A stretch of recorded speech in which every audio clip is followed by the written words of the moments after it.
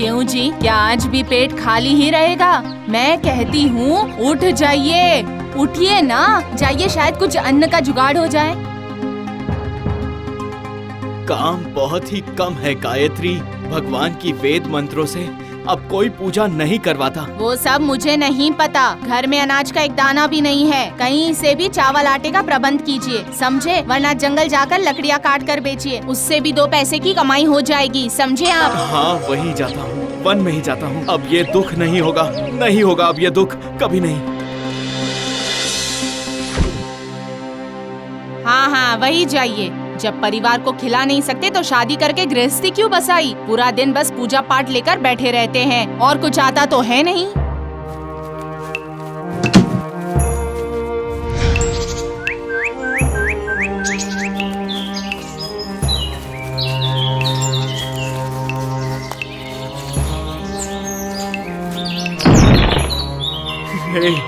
हे माँ लक्ष्मी, मेरे इस दुख और पीड़ा को आप कम नहीं कर सकती क्या?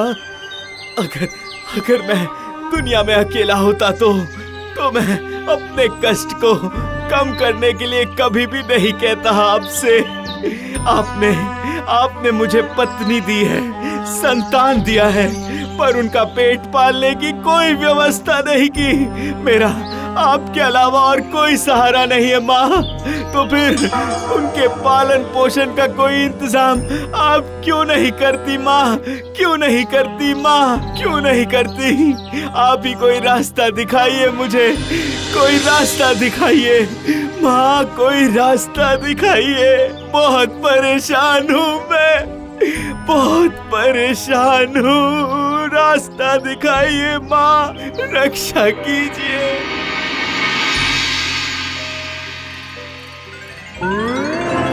उठो वत्स, मैं तुम्हारी भक्ति से बहुत प्रसन्न हुई हूँ। ये लो, तुम इस हांडी को लेकर अपने घर जाओ। इसे पलटते ही इसमें से बहुत सारे स्वादिष्ट भुजा निकलेंगे जो कभी भी खत्म नहीं होंगे। तुम सब पेट भर कर खाना और रोज बाजार में बेचकर भी आ जाना, समझे? आशा है इससे तुम अपनी दरिद्रता दूर कर पाओगे।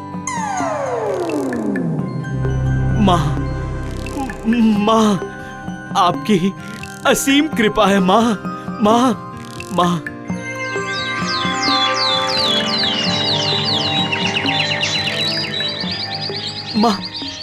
माँ, आप कहाँ चली गई माँ?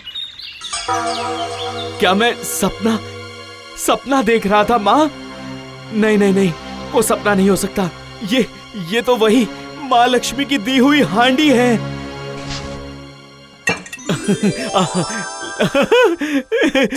लगता है कि मेरा भाग्य बदल गया है। अब गायत्री बहुत खुश हो जाएगी इसे देखकर। वाह, जय माँ लक्ष्मी। अब इस भुजा को मैं चादर में अच्छे से बांध लेता हूँ। स्नान के बाद खाऊंगा। माता की जय हो माँ।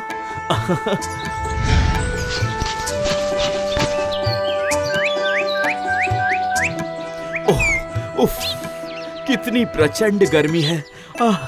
और चलते चलते भूख भी लग गई है मुझे। लगता है यहाँ एक सराय है, यहीं चले जाता हूँ। स्नान ध्यान करके कुछ खाकर दोपहर में यहीं पर आराम करूँगा। उसके बाद शाम को आराम से घर चले जाऊँगा।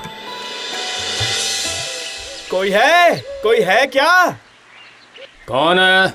वो मैं आपसे पूछ रहा था कि दोपहर के विश्राम की व्यवस्था हो जाएगी क्या? जरूर हो जाएगी, आइए, इधर आइए।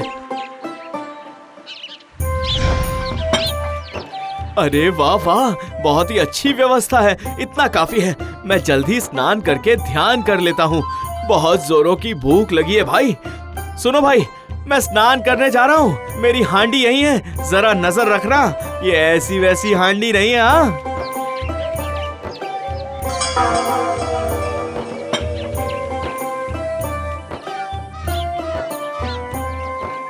अरे ये तो खाली हांडी है।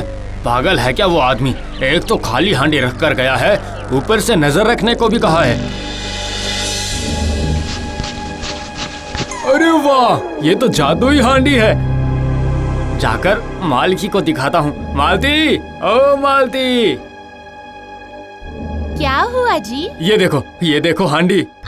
तुम्हें इस भरी दोपहर में क्या क्या सूझ रहा है? बताओ तो क्या देखूं? ये तो एक खाली मिट्टी की हांडी है। नहीं मालती, ये कोई ऐसी वैसी हांडी नहीं है, ये एक जादुई हांडी है। ये देखो। अरे हाँ, ये तुम्हें कहाँ मिली? अभी थोड़ी देर पहले एक ब्राह्मण महाराज आए हैं इस हांडी को लेकर। इसे यहाँ रखकर अभी स्नान करने गए और उन्होंने मुझसे कहा कि इस हांडी पर नजर रखना। तो मुझे कुछ शक हुआ इस पर। जब वो स्नान करने के लिए गए तो मैंने भी हांडी को उलट पलट कर देखना शुरू कर दिया। मैंने जैसे ही हांडी को उल्टा किया तो देखा ये अद्भुत दृश्य है। सुनो मालती, उन ब्राह्मण देव के आने के पहले ही इस हांडी को हटाना पड़ेगा। इस हांडी को किसी भी कीमत पर हमें खोना नहीं है। मैं जाकर इसी तरह की एक दूसरी हांडी लेकर आता हूँ, चाहता हूँ। हाँ, यही सही रहेगा।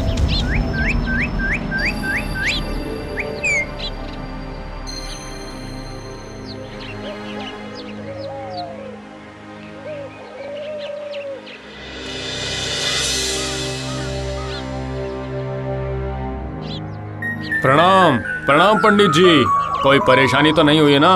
ओह, नहीं नहीं, बहुत ही बढ़िया नींद आई। अब अपने घर चले जाता हूँ। मेरी हांडी देना। हाँ, ये रही आपकी हांडी। मैंने संभाल कर रख दी थी, ये लीजिए। हाँ, दे दो भाई। तुम्हारा कल्याण हो, कल्याण हो।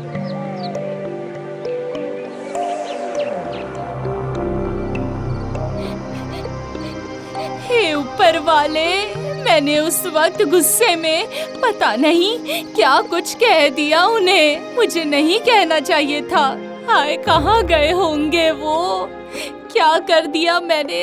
गायत्री, ओ गायत्री, अरे कहाँ हो? यहाँ आओ, जल्दी आओ। इतने दिन हो गए, मैं तुम्हें कुछ बताना चाहता हूँ।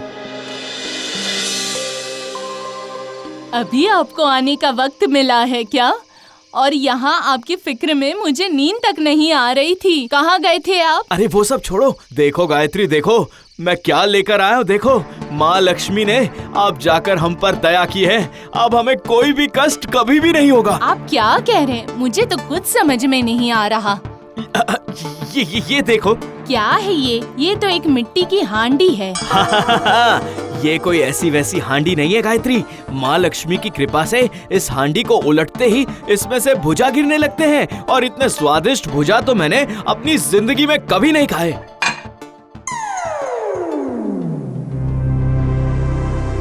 कुछ भी तो नहीं है। क्या आपका दिमाग पूरी तरह से खराब हो चुका है क्या? अरे ये कैसे संभव हो सकता है? मेरी जादुई हांडी कहाँ गई? माँ, अगर आपने मुझ पर कृपा नहीं की तो मैं कृपा से वंचित रह जाऊंगा। माँ, ऐसा मत कीजिए।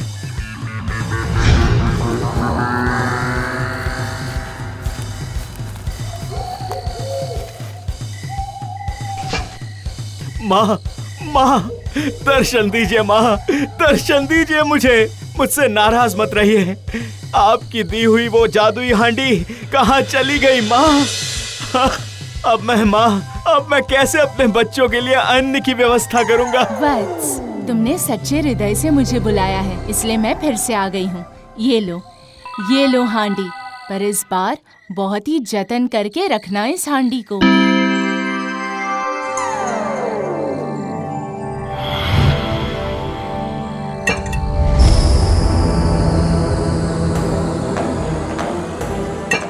समझ गया मैं माँ, समझ गया। माँ लक्ष्मी ने मुझे ये हांडी दुष्ट लोगों को सबक सिखाने के लिए दी है। वो उस सराय के मालिक ने ही जरूर मेरी जादुई हांडी ले ली है। उसे तो मैं सबक सिखा के रहूंगा। हाँ,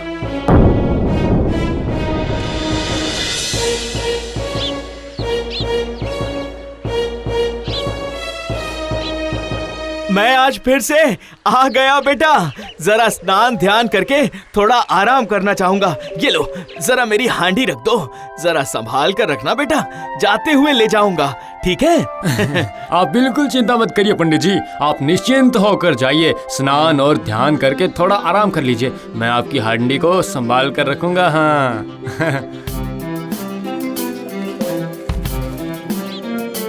ये देखो मालती, आज फिर से एक हांडी लाए हैं पंडित जी। पता नहीं आज और कितना सारा स्वादिष्ट खाना निकलेगा हांडी से। हाँ।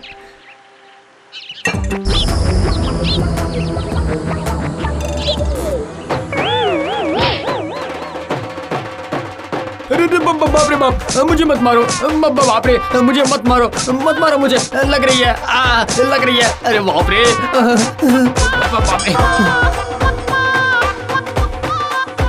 पंडित जी मुझे बताइए, ऐसा काम अब कभी भी जिंदगी में नहीं करेंगे पंडित जी।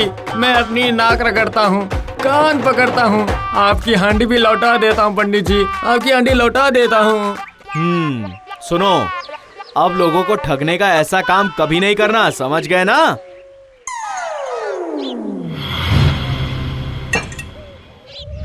ये लीजिए आपकी हांडी।